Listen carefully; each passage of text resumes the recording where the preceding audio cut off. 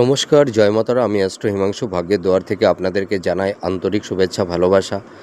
আজ আমি যে প্রেডিকশানটি করতে চলেছি, জাতকেরা হলে ডান হাতটিকে দেখুন, জাতিকারা হলে বাঁ হাতটিকে দেখুন।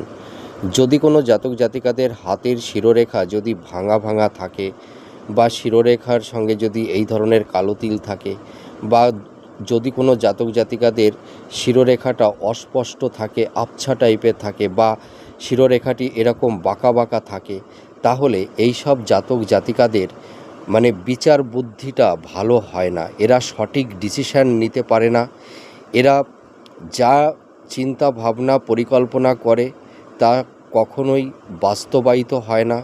আর যা পরিকল্পনা করে তা সাধারণত সেটি রং ডিসিশান হয়ে যায়। অর্থাৎ এরা যে পরিকল্পনা করে সেই পরিকল্পনা পজিটিভ তো দূরের কথা, সব কিছুই যেন ব্যর্থ হয়ে যায়। সেই নেগেটিভ এফেক্টটা এদের লাইফে চলে আসে। তাছাড়া এদের এরা সঠিক সময়ে সঠিক ডিসিশান এরা নিতে পারে না। এদের নিজের উপরে কনফিডেন্স লেভেলটা ভীষণ কম থাকে। তাছাড়া এরা বিভিন্ন রকমের বাদ বিতণ্ডে, বিভিন্ন রকমের ঝুট ঝামেলার মধ্যে এরা পড়ে যায়। আবার এই শিরোরেখার সঙ্গে যদি এই ধরনের কালো তিল থাকে, তাহলে এই সব জাতক জাতিকাদের মিথ্যা বদনাম, মিথ্যা অপবাদ বা নানা রকমের আইনি কোনো ঝুট ঝামেলার মধ্যেও এরা জড়িয়ে পড়ে। তাছাড়া দেখা যায় এদের স্মৃতিশক্তি অতটা ভালো হয় না।